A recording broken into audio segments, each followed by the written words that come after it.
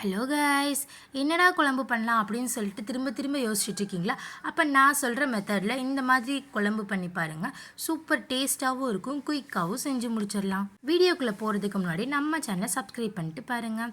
இப்போது ஒரு மிக்சர் ஜாரில் ஒரு கைப்பிடி அளவுக்கு முந்திரி பருப்பு எடுத்துக்கோங்க, ஒரு டேபிள் ஸ்பூன் சீரகம், ஒரு டேபிள் ஸ்பூன் சோம்பு எடுத்துக்கோங்க, ஒரு 4-5 துண்டு தேங்காய் பற்களை சேர்த்துக்கோங்க.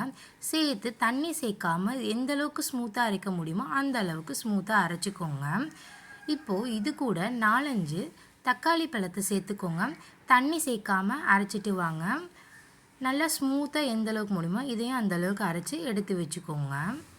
தக்காளி ஆட் பண்ணுறதால இதில் தண்ணி சேர்க்க தேவையில்லை, தக்காளியிலேருந்தே ஜூஸ் வெளில வரும், அதனால் அதுவே கரெக்டாக இருக்கும். இப்போது நல்லா சாஃப்டாக பாருங்கள், இந்த லெவலுக்கு அரைச்சி எடுத்தாச்சு.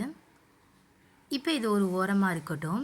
இப்போ ஒரு குக்கரில் தேவையான அளவுக்கு எண்ணெய் சேர்த்து எண்ணெய் நல்லா சூடாகணும்.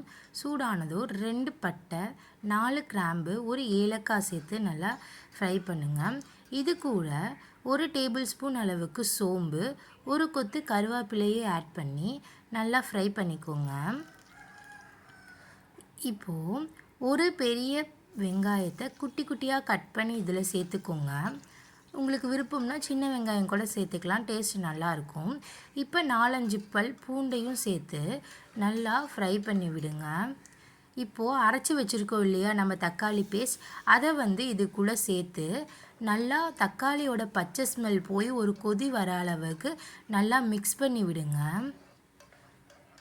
நல்லா கொதி வந்ததுக்கப்புறம் இதோட கலர் நல்லா டார்க்காக மாறிடும், அது கரெக்டான ஸ்டேஜ். இப்போ நல்லா கொதி வர ஆரம்பிச்சிச்சுல, இது கூட மசாலா பொருட்கள் சேர்த்துக்கலாம். 1/2 டேபிள் ஸ்பூன் மஞ்சத்தூள், காரத்திற்கேற்ப மிளகாய்த்தூள், 3 டேபிள் ஸ்பூன் அளவுக்கு மல்லித்தூள் சேர்த்துக்கோங்க. மல்லித்தூளுக்கு பதிலாக வீட்டிலே அரைச்சி வச்சுருப்போம் இல்லையா குழம்புத்தூள் யூஸ் பண்ணுவோம்ல, அது கூட நீங்கள் 3 டேபிள் ஸ்பூன் அளவுக்கு சேர்த்துக்கலாம். சேர்த்து நல்லா இப்படி கலரி விடுங்க. இப்போ ஃபைனலாக 1 டேபிள் ஸ்பூன் அளவுக்கு கரம் மசாலா தூள் ஆட் பண்ணி அதையும் நல்லா மிக்ஸ் பண்ணி விடுங்க. பாருங்கள் கலர் எவ்வளோ சூப்பராக இருக்குதுன்னு சொல்லிட்டு. இப்போது ஒரு பாத்திரத்தில் 2 டேபிள் ஸ்பூன் அளவுக்கு கடல மாவு எடுத்துக்கோங்க.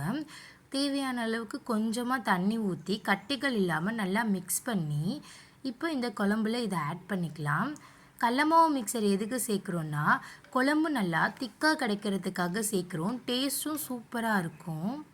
இப்போ நல்லா மிக்ஸ் பண்ணதுக்கப்புறம் குழம்பு எந்த லெவலுக்கு உங்களுக்கு கெட்டியாக வேணுமோ அப்படின்னு சொல்லி பார்த்தா அந்த லெவலுக்கு நீங்கள் தண்ணி ஆட் பண்ணிக்கோங்க. தண்ணி ஆட் பண்ணிவிட்டு தேவையான அளவுக்கு உப்பையும் ஆட் பண்ணி நல்லா கலந்து விடுங்க. லாஸ்ட்டாக இது கூட ஒரு துண்டு வெல்லம் ஆட் பண்ணிக்கோங்க, டேஸ்ட்டு சூப்பராக இருக்கும். நல்லா எல்லாத்தையுமே மிக்ஸ் பண்ணிட்டு கொதி வர ஆரம்பிச்சிருச்சு. இந்த ஸ்டேஜில் குக்கர் விசில் போட்டு மூடி 2 விசில் ஹை ஃப்ளேமில் விடுங்க. அவ்வளோதான், நம்மளோட டேஸ்டியான தக்காளி குழம்பு சூப்பராக ரெடி ஆயிடுச்சு. கண்டிப்பாக நீங்கள் வீட்டில் ட்ரை பண்ணி பாருங்கள். உங்களுக்கு ஏதாச்சும் டவுட் இருந்துச்சுன்னா கமெண்ட் செக்ஷனில் கேளுங்க. தேங்க்யூ.